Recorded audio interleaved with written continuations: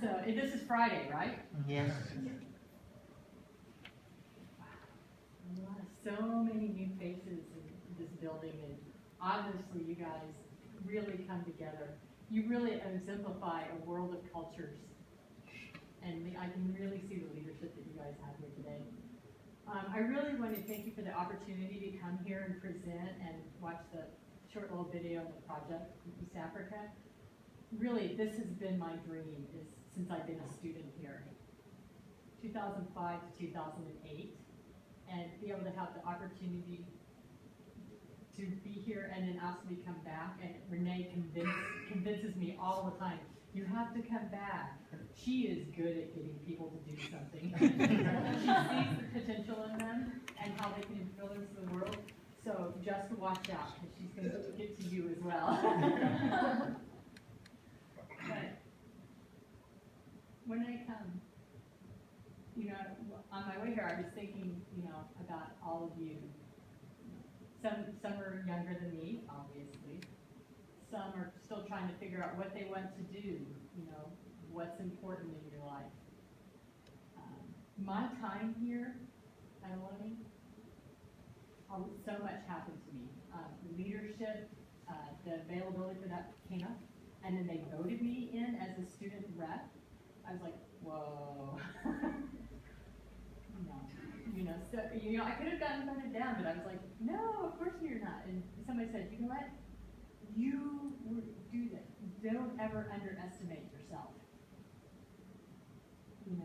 But sometimes part of being a good leader is not taking more responsibility than you can handle.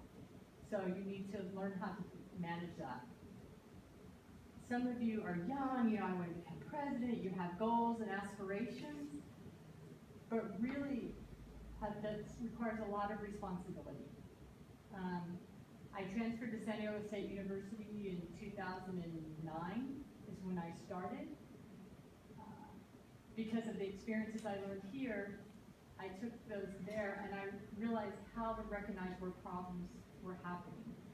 And the university tried to cut the ASL and Deaf Studies program, and many of the students were hurt and quit and moved out of the area, and I decided to bring people together to keep our program, to keep our language happening on that campus. And so we set up an ASL club at the university, which is still running 5 years later. They're still having to work it out with the university as a project. No, I heard a report from them filled out a lawsuit, an grievance against the university about not keeping it. And so I kind of felt guilty. I heard it's like $60 million is going to need to fix it. So I'm hoping that we can get that project going again. But really what's most important, every time you have the opportunity to make a change, don't feel awkward about it. Just do it. We can't fail when you try, but sometimes you can fail if you do try. You meet so many people, and teamwork, definitely one of the most important things you're going to get. One of my experiences from here was meeting several students from the California School for the Deaf, and they helped me set up an international deaf education support and leadership program.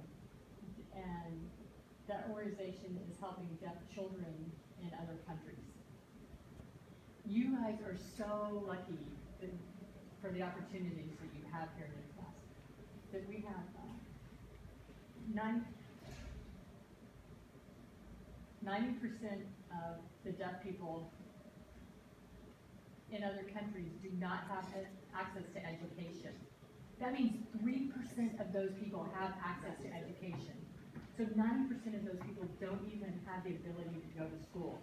And so that's one of the things I think of is, how can we change that? How can we make a change? And it really starts with you. But until you're ready to change, it's not going to happen. Sometimes you don't have to make a change necessarily in yourself, but when you see problems come up, you stop and think, how can you overcome them? And it really requires taking one step at a time.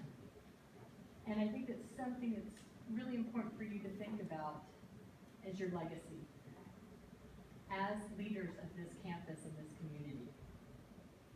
Remember, 2010, we had, we were proposed the resolution for the project at my other university, and we had to have a panel. There's a panel of 50 students there. They're basically their version of ASOC, and they were really ready to vote it down. The proposal I brought, they were ready to vote it down before we started because they didn't understand what it was.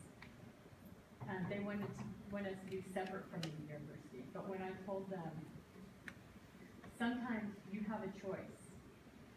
And remember that your role is to be a student and not just a group of people on a board. So it took me a long time to explain that to them. That, you know, this is not just about deaf people, but it's about everyone. For future doctors, for future nurses, for future instructors. You know, needing sign language is a way for communicating. And it took a lot for them to be able to pay for them to keep that program there. And if they had taken that program out, then think of the opportunities we would have lost, and that is not right. And last thing I kind of want to leave you with is change. It takes a long time to happen.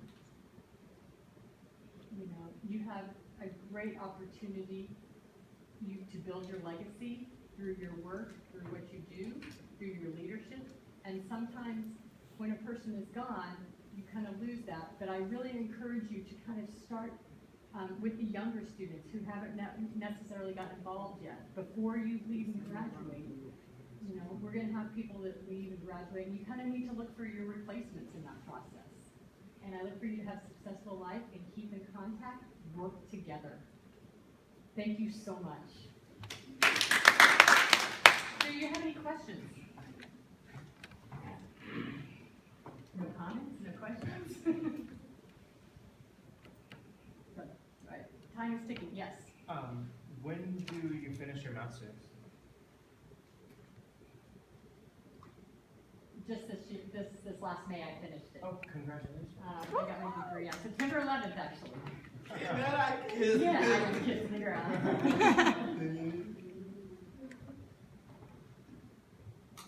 Thank you. You're welcome.